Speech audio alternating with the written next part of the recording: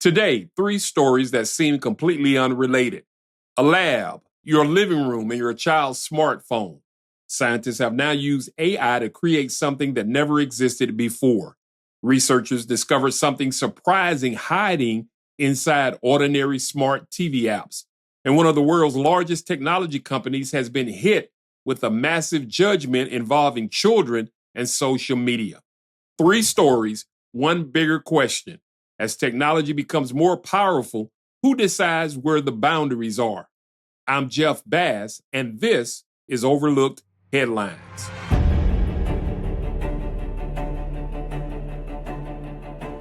We begin today with artificial intelligence. We've watched AI generate words, pictures, music, and videos. But now scientists have used it to generate something very different, something biological.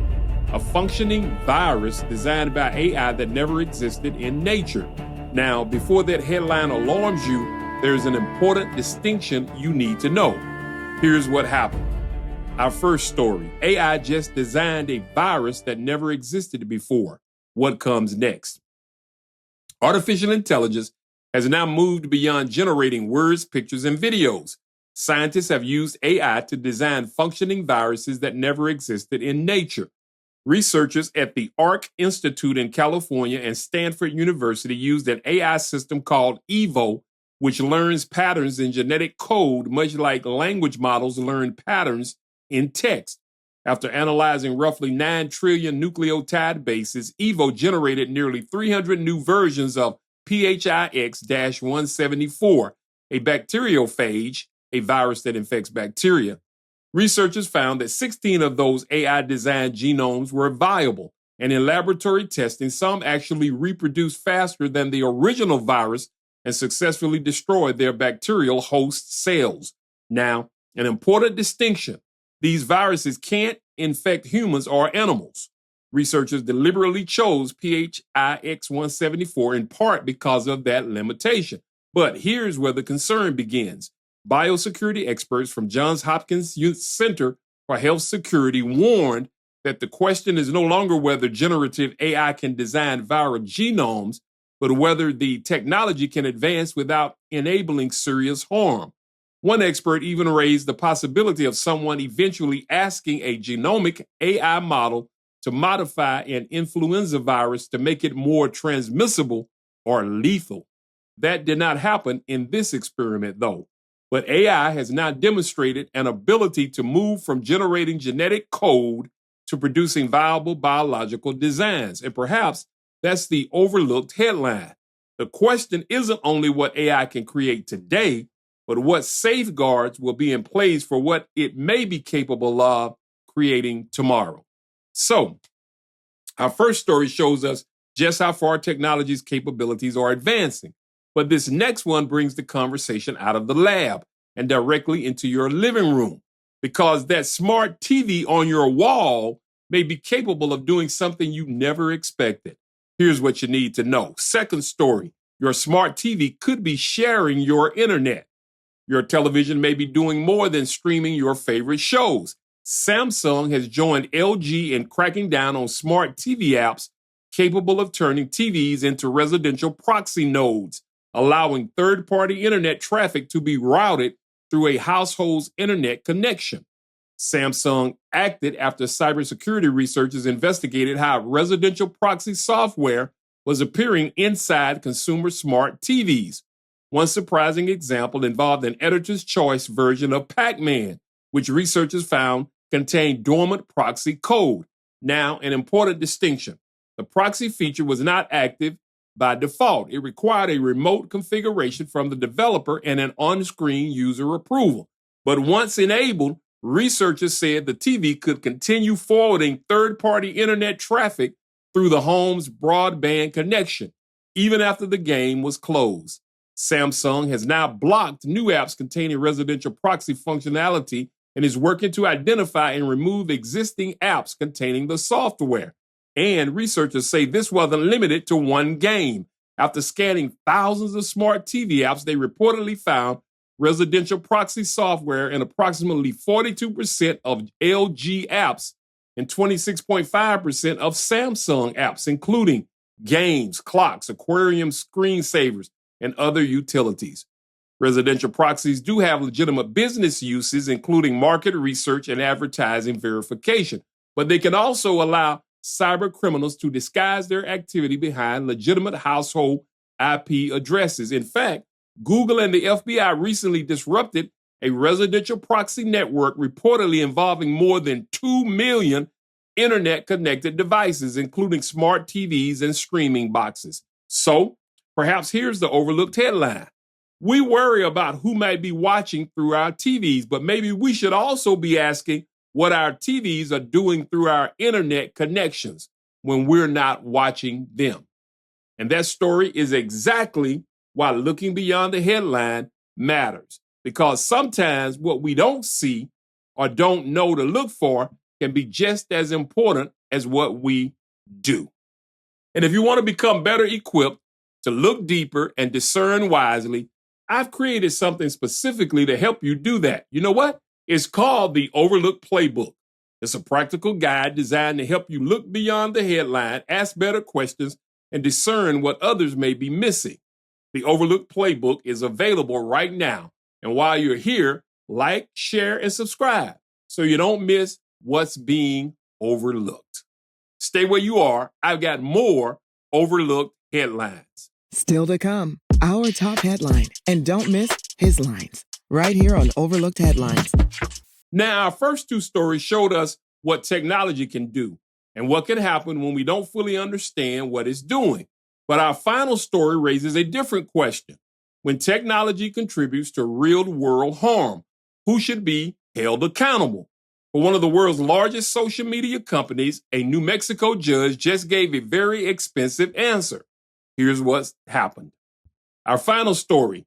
New Mexico judge orders Meta to pay $567 million for harm to children's mental health. Nearly $1 billion. That's right. That's how much Meta has now been ordered to pay in one New Mexico case involving allegations of harm to children. The latest order came August 6th when New Mexico Judge Brian Beedscheid directed Meta, the parent company of Facebook and Instagram, to pay $567 million into a fund addressing children's mental health. Approximately $420 million will go toward treatment services, with the remaining funds designated for prevention and awareness initiatives. But perhaps the bigger story isn't the money, it's what the court said about Meta.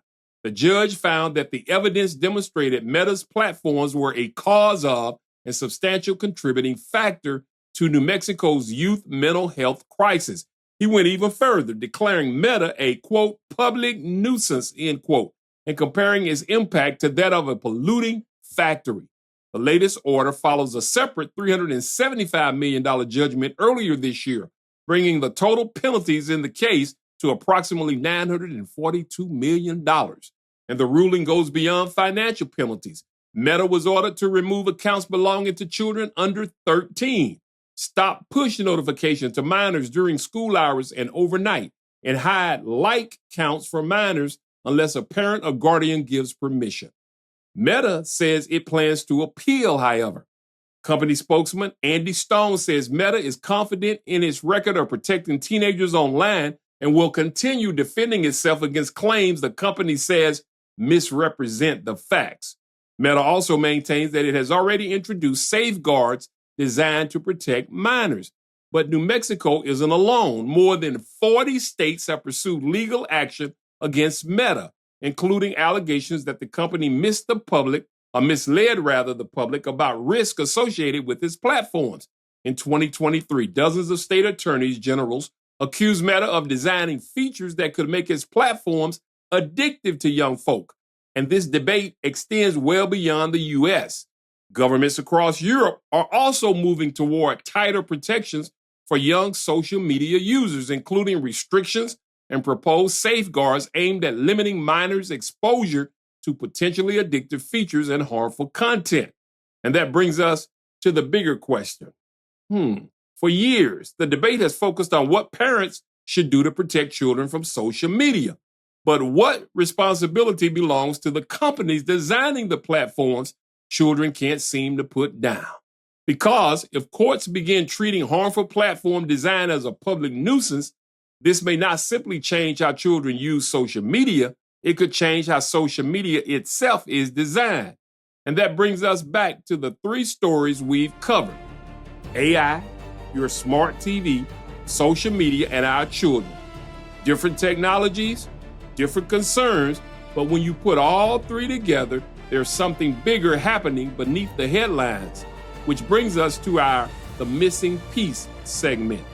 Three different stories: AI designing a functioning virus that never existed before, smart TV apps capable of routing someone else's internet traffic through your home connection, and a court ordering Meta to pay hundreds of millions of dollars over harm to children. They all sound like three separate headlines, but I believe they're telling us one much bigger story. The first is about capability. Technology can now do things that just a few years ago would have sounded like science fiction. The second is about vulnerability. The devices we invite into our homes can have capabilities most of us don't fully understand and may never even think to question. And the third is accountability. When technology contributes to real-world consequences, who is the person that bears responsibility? The user, the parent, the developer, the corporation, or the government responsible for regulating it? And that's where we arrive at what may be the real missing piece: boundaries. Because maybe the most important question isn't simply what can technology do? Maybe we also need to ask, should we do it? Who is responsible for how it's used? And what protections should exist before, not after the damage is done? Because innovation without accountability can become exploitation. Convenience without awareness can create vulnerability, and advancement without boundaries can produce consequences nobody intended. Now, I'm not suggesting we should fear technology. I'm suggesting we should understand it, question it, and definitely make sure our wisdom advances as quickly as our technology does. Because the real danger may not be that technology is becoming too powerful. The real danger may be that we're becoming comfortable with its power before we've decided where the boundaries should be. And that is the missing piece. Don't move. His lines are coming up. Hey, if you're enjoying this episode, then we'll think you'll love connecting with us on our social media platforms as well, because we post frequent news bites, tips, and alerts to keep you informed and inspired. Now, let's get back to more overlooked headlines with Jeff Bass. Now, it's time for His Lines, where we take a closer look at these headlines from a biblical perspective taken from the Bible, God's Word. Today, we've talked about technology getting smarter, more powerful, and more present in our lives. But here's the question: as technology gets better at getting our attention, are we getting better at guarding our hearts? Because whether it's social media, AI, or the devices inside our homes, technology doesn't just affect what we do, it can influence what we think, what we value, and eventually who we become. That's why today, let's move from the headlines to His lines. Proverbs 4:23 says, "Guard your heart above all else, for it determines the course of your life." Notice those words, above all else. God says there is something inside you worth protecting. So let me leave you today with two things. First, guard what gets in. Everything that gets your attention doesn't deserve access to your heart. What we repeatedly watch, hear, scroll through, and consume can quietly begin shaping our thinking, and that's especially important when it comes to our precious children. We can't control every message they will encounter, but we can help shape which messages they learn to trust. Don't just ask, how much time are we spending online? We should be asking, what is that time putting inside of us? You see, parents and grandparents know what your children are watching.